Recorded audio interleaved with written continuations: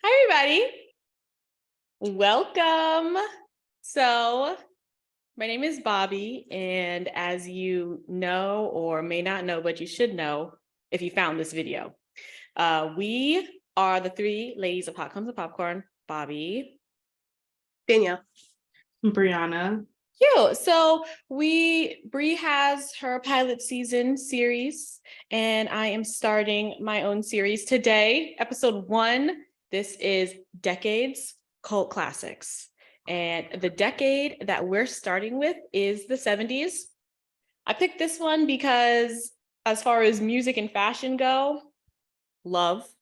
I always said if I was going to move to a different decade, it would probably be the 70s, so I can be a Funkadelic groupie and I'd be front row at all of the Queen concerts. It just is what it is. period. Yeah. So here we are, and we have landed square in 1973. And today we are going to be analyzing Coffy, starring Pam Grier as the title character. Now, there's a lot to unpack here. So I'm going to get started with the movie summary, and then I have some hot take questions for you guys. Okay. So stay on your toes because I haven't told them anything about this. So I'm going to start by summarizing the movie. So as a nurse, this is from Wikipedia, and then I'm going to give my own summary. So as a nurse, Coffy, Pam Grier, has seen the ill effects of drugs up close, but it isn't until her little sister becomes addicted to heroin that she finally decides to wage a one-woman battle. Disguised as a prostitute, Coffy goes on a killing rampage, at first going after street dealers and pimps such as sleazy King George, then gradually working her way up to bigger honchos. She's shocked, however, when she discovers that her politician boyfriend is involved. So that's truly great summary. That's all that happens for real. The release date is June 13th, 1973. It's directed by a white man, Jack Hill, which I feel is very obvious. Yeah. Yes. Would agree. Very. Yeah. So there we go. So Coffy is a blaxploitation movie. So if you are unfamiliar, a blaxploitation movie are a series of Black films that came out in the 1970s. And these movies are characterized by Black lead characters surrounded by Black supporting characters. And white people are often portrayed as the villains who feel the wrath of Black justice. And the Black people that side with these white characters often die. That is accurate. Yeah. Yes, they are characterized by their sexuality, and normally there's some kind of drug usage involved in the main plot line of these films. And there is a writer named Navanti Lawrence who writes that the heroes and heroines are in control of their sexuality and dictate the circumstances of their erotic encounters. However, I personally feel like that is exclusive to the male characters. So moving on, this movie stars Pam Grier. She is an icon, sensational, and in one scene in this film, she's a seductive starlet. In the next, she's a strong, politicized woman. In the next, she's a violent avenger. And my first hot take question for you guys. Mm-hmm. How do you feel about the film? How do you feel about Coffy's character in relation to the 70s decade? And how do you feel that the male gaze has affected her character? Oh. I know that's a lot. Oh. Let's start with how do you feel about the film overall, Coffy's character, and how it relates to the 70s? So I have heard of this movie before, but I have never, seen anything about it. I never looked into it. I've known that it's, an iconic movie of the time. What I will say, the movie, it keeps your attention, and there's a lot that happens. It speaks to the time, in my opinion, coming from like a film related background. The sound effects, the fighting scenes, the special effects, like it looks like it came from the 70s, which I can appreciate. That's not necessarily a down point. But I think I like the film, but I'm kind of like, back and forth with it. I'm not really sure if I'm a huge blaxploitation fan. But for the genre, I think it was a good movie. Okay. Bree. It is no secret. I understand what blaxploitation does and what it did for us as the Black people. I don't particularly care for the genre, but I understand its purpose and that it had to be for us to be able to do what we're doing today. With that being said, I thought this was one of the better ones that I've seen. It definitely was written by a man, and there definitely weren't a whole lot of female voices. But I thought it was interesting. I thought the premise was interesting. She definitely was the star in her own movie in terms of like being the hero, because she wants to get these people off the street because they are selling heroin and stuff, and we don't need that in our communities. Okay, that's not good. She had a point. She did have a point. It was interesting. I thought it was interesting. I thought the fight scenes were hilarious. I love a good fight scene. I love an 80s fight scene or 70s fight scene. I would have to give it up for the creativity of hiding the razor blades in her hair. Yeah. I thought it was a fine movie. I think it definitely outweighs the other ones, but I thought it was fine. Like, I wasn't like upset watching the movie. I thought it was a nice introduction to Pam Grier as an actress if you've never seen her before. Mm-hmm. Yes, I feel like that the intro to Pam, that's a very solid point for sure. And with the razor blade, so I actually found an essay out of the University of Michigan. It's titled Afro Thunder, Sexual Politics and Gender Inequity in the Liberation Struggles of the Black Militant Woman, written by Marquita R. Smith. So I read this and I took a couple notes from it. She actually had mentioned the razor blades in there, and apparently it was pulled out of inspiration from the Black Panther Party, and they had mentioned that you should always have like your own self-protection measures, and putting stuff in your afro is one of the ways to do that. I really enjoyed that because I thought that was smart as hell when that white woman started screaming. I laughed, not gonna lie. But I would have to agree this film was okay. And I have a couple of other notes that I took from this article that I would like to get into a little bit. So Marquita says that in the 1973 film, Pam Grier stars as Coffy, a nurse. Yes, we know.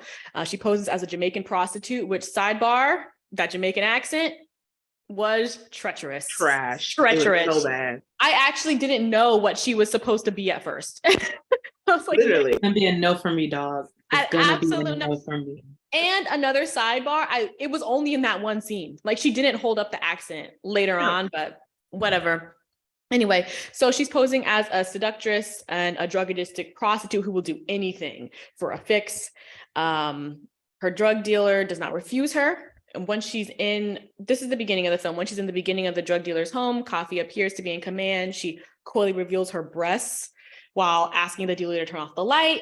Before he realizes what's about to happen, Coffy shoots him, bang, bang, blows off his head, forces another one to overdose. And that's how the film starts. However, her utilization of sexuality as a trap is successful because she appears to be subservient, I guess, to the domineering power of the man and the patriarchal set of ideals, which, to me, this man, Jack Hill, I had a section on this that I wanted to do like a behind the scenes type of thing and like talk about audience reaction to the film. However, there was almost no literature on behind the scenes anything. I couldn't find nothing. I only found this one video of the director, Jack Hill, talking about how he felt he was the responsible person to make this film because growing up, he was in the music industry and that was his relation to the Black culture. So he felt prepared.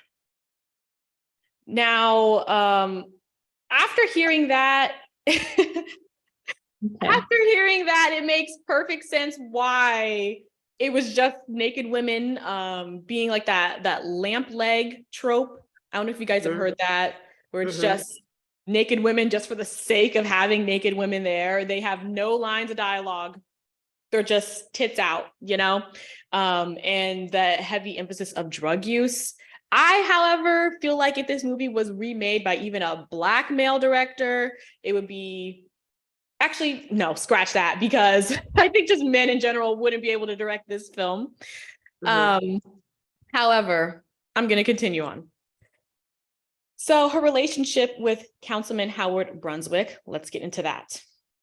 It allows for a different way that we could view her sexual relationship or the sexual relationship between Black men and women.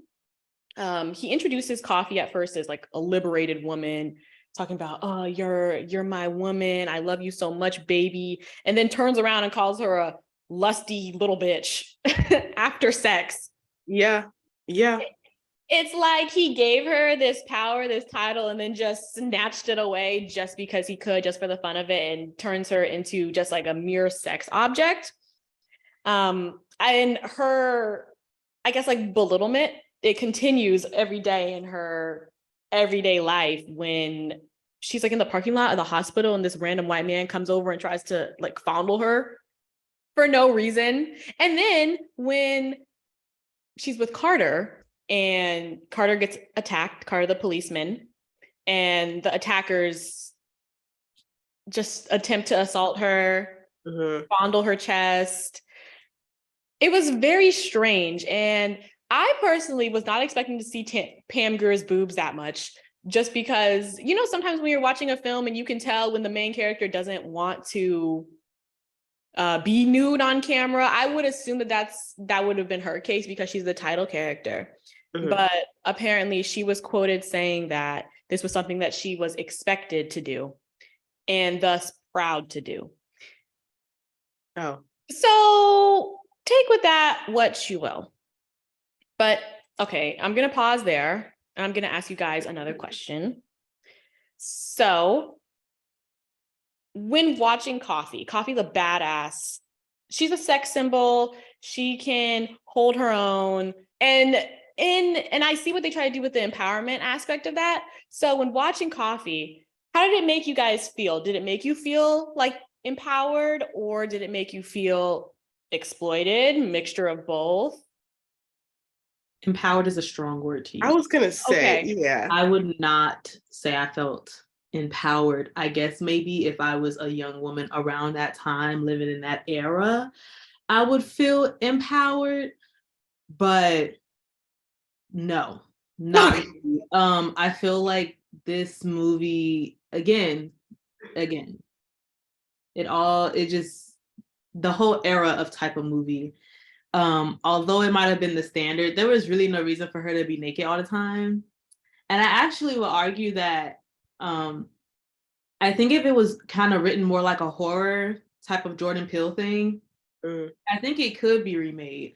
But you have to have that different idea, that different sense of movie making. I feel like this was a movie made by a man, made in the image of what a badass woman a man thinks that they are, or not that, what made in the image of what a man thinks a badass woman is.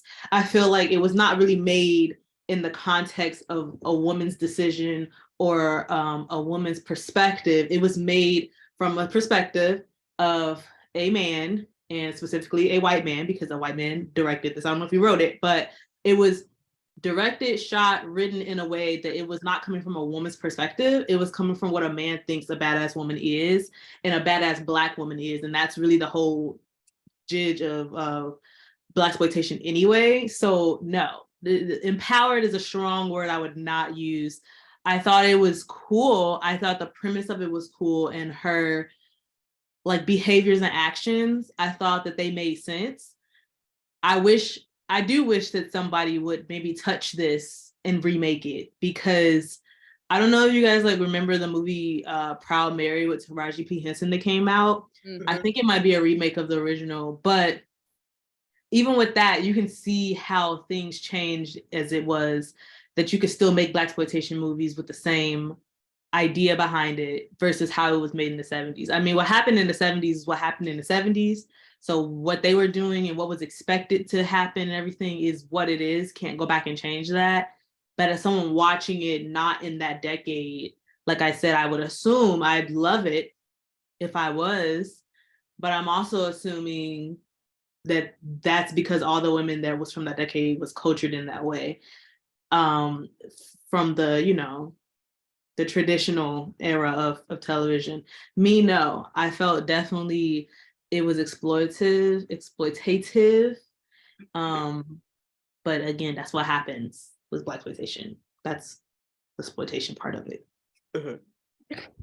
Yes. I mean, I can see the vision. I see where they wanted to go in empowering Black women, but it just didn't hit the mark for me. I think in terms of a Black woman going after the men who, you know, wronged her and, you know, she was standing up for what she thought was right, sure. But the way that it was executed, I just don't think that that was, like you said, it was clearly directed by a white man. So, you know, when you put in that much like nudity and when you put in that much, like there was like race play, there was there was a lot. I forgot about that. That was real gross. I remember that. It was really bad. And I'm like, that takes so much away from what I think y'all were trying to achieve in the first place. So for me, I felt like it was more, whatever the word is,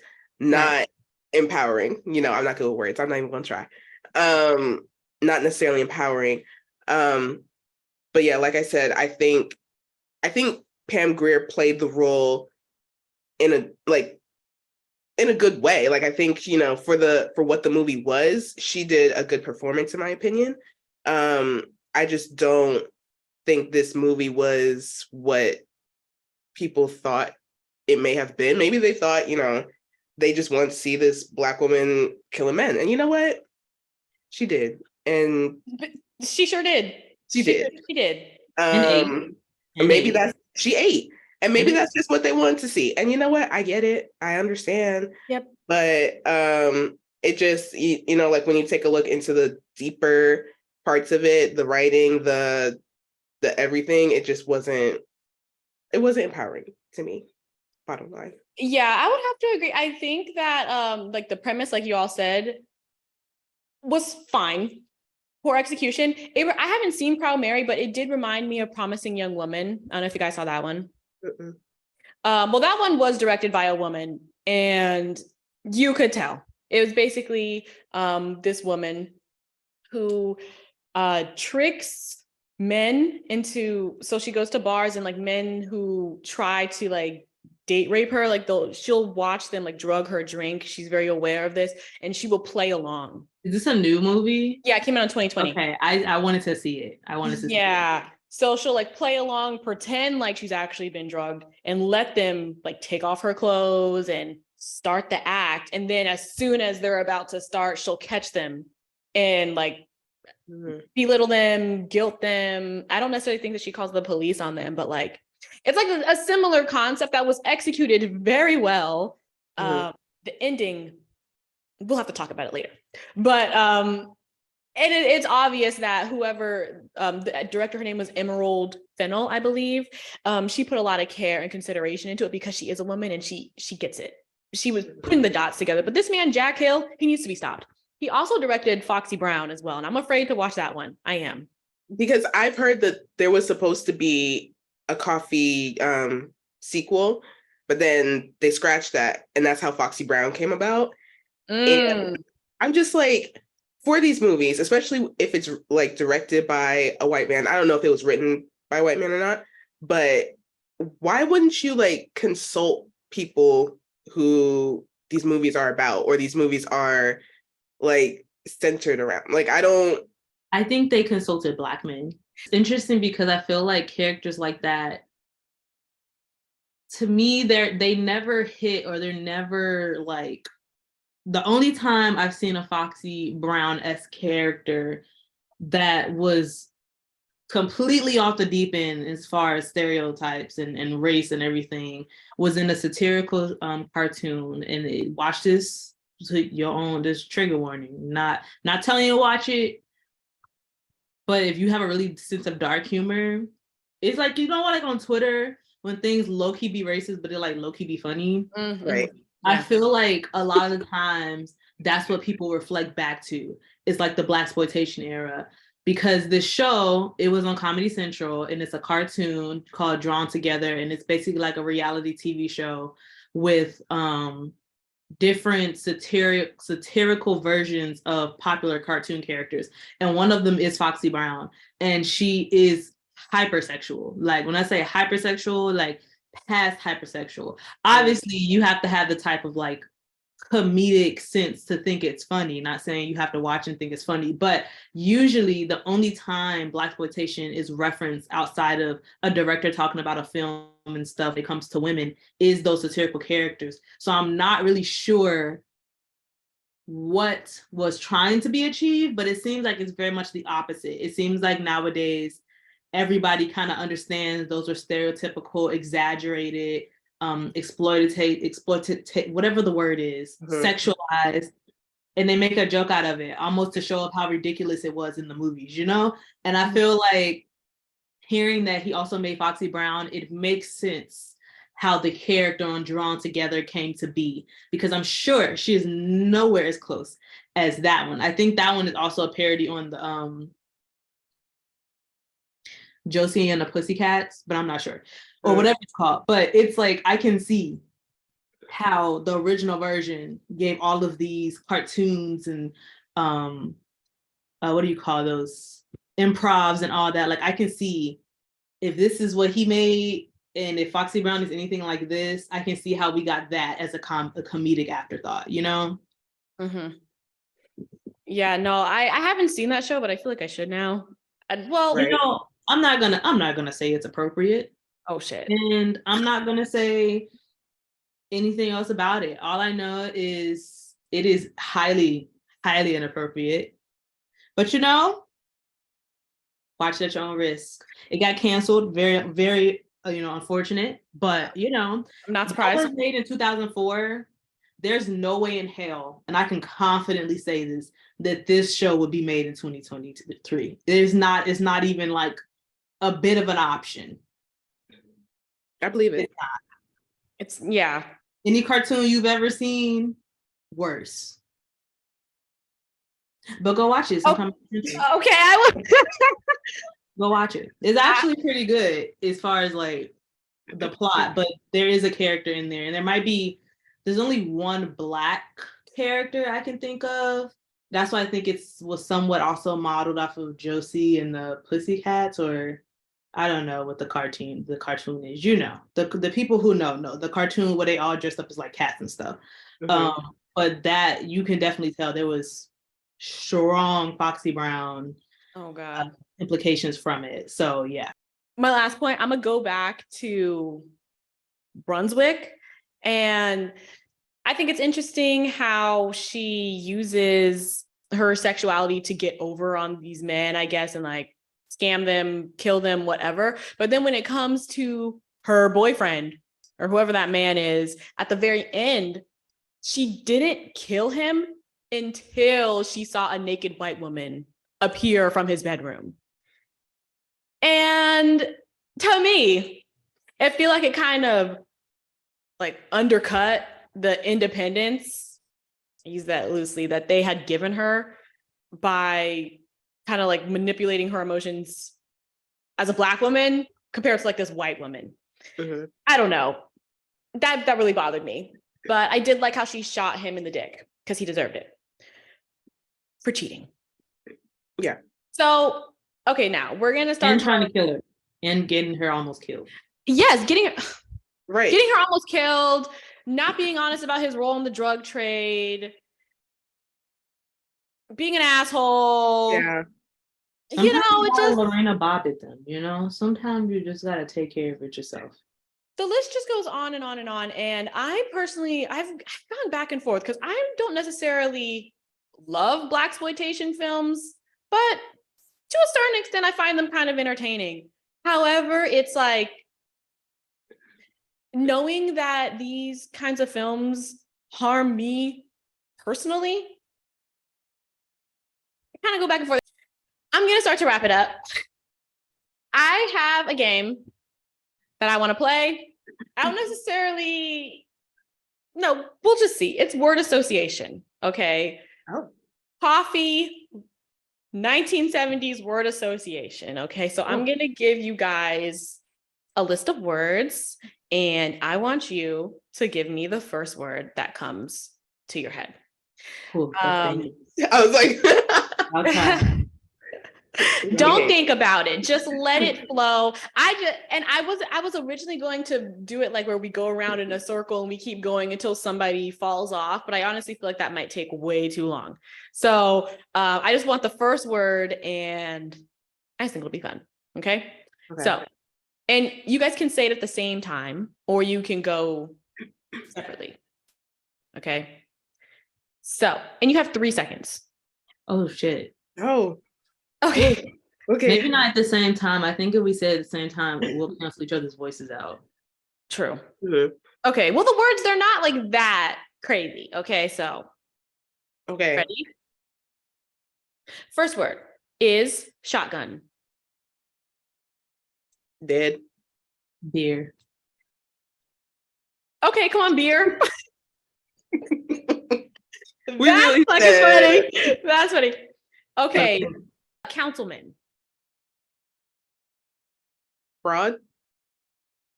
Chicago. Damn. Okay. Charmer. Joe from You. Ooh. Oh, I don't have a word. Wait, charmer, Charmer. liar. Okay. All right. Okay. Afro. Puff. Okay. Wait, what did you say? I said puff. Oh, okay. I said punk. Oh, Oh, yeah. okay. I have 3 more. Okay. Okay. Sex symbol. Meg Thee Stallion. No, it's because I was just about to say Meg. Stop. Ooh, Have that's you a good seen one. her body? I'm jealous. Okay. We have, yes. Okay, Bobby pin. Ponytail. Hair. That's really it. Hair and hurt. For some time. Okay, and lastly, 1970. I don't want to say. I was gonna say Say it. musty. Monkey?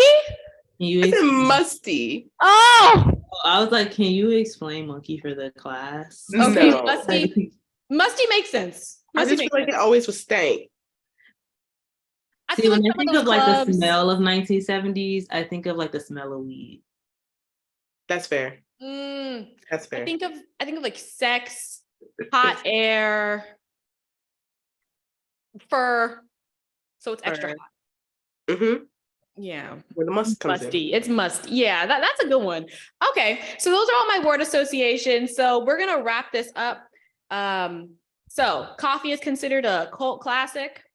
For those who don't know, a cult classic is a popular film among a certain sub culture, aka Rocky Horror Picture Show, Donnie Darko, but Star Wars, Harry Little Shop Potter. of Horrors. Yes, Little Shop of Horrors. What's not a cult classic? Titanic. Avengers Endgame. Not a cult classic. Those are like the popular girls in school. The cult classics are like the cool burnouts. If I would have to say a cult, it wouldn't be Endgame. It'd be Infinity War. But I don't think we out of Avengers enough for it to be a cult classic yet. Not at all. I feel like if anything Marvel becomes a cult classic, it'll be like 30 years from now. Like it's too current. Mm-hmm. So my last question for you guys. What do you think makes Coffy a cult classic? Why do you think people like this so much? Well, I think men like it because there's a lot of boobs. But Big in boobs. general, I mean, I if I was in 1973 and I saw this movie come out, I would probably like it because I'm seeing a Black woman kill some men, like beat up some men. Like, not to be what's the word? Not to be whatever, but like that I feel like that's the real reason. And like you don't at the time you didn't really see Black women taking the stage like that and having that role, and that's where Blaxploitation came in. And so I think that's kind of the reason why in the Black community it's a cult classic. But I, that's all I got. I don't know. I'm gonna say probably Pam Grier because I think she was probably considered a sex symbol. Possibly the music. I Music, think yeah. it has a lot of those like "I got you, sucker" type of lines and stuff. So probably that. For me, I'm thinking maybe like the just don't care vibe of it. Like it's giving like Grand Theft Auto, but not playing the story, you know? Like Mhm. just the chaos of it all. I think Mhm. that's probably something people really like to see, like a Black woman be in charge of, just being chaotic and killing men in like a really badass way. I think specifically it is a cult classic because of Pam Grier and maybe a little bit of the storyline. But I think like the characters, the why it's a cult classic. I personally, other than maybe the music, I don't really see like any other reason why this movie would be a cult classic. So I'm gonna assume it's Pam Grier because she was probably considered a badass, a sex symbol. I'm pretty sure she was a lot of young boys' first crush, first exposure to Definitely. things, the movie you're not supposed to watch. You Mhm. know, maybe that's what it is. The indecency of it all. We're not supposed to see this as kids, and maybe kids saw it and now it's a cult classic. I don't know. But I'm sure it has something to do with Pam because it's nothing. I had not heard of Coffee, so I don't know whose fault that is, but Honestly, it's probably for the best. Not even gonna lie. I would. I would have to agree. There's something about like if I was a teenager and I saw this movie in 1973, I probably would have really liked it just because it's a woman killing men that are doing her wrong. And to a certain extent, watching that now, I'm like, yeah, fuck them up. They gotta die. But yeah, Pam, she's probably the main reason. She's an icon. She's a legend. Like it's Pam Grier. Everyone knows her name. That's true. So shout out to Pam for making a name for herself and being a badass. Truly, she did eat. She was a bad bitch. she So, was a bad bitch. Mhm. That is her legacy. yes. So to everybody listening, maybe you should answer the question: why do you think Coffee's a cult classic? Did you see it when it came out? Do you like Coffee? Have you seen it? What do you think? Give us your thoughts. Okay. So this episode is now over. It's done. So give some suggestions. We're done. We're cutting it off. We're done. So give some suggestions for other films that you would like to be seen done for this series, and I will do my best. So yeah, thanks for listening, guys, and I hope that you have a great rest of your day. Goodbye. Bye.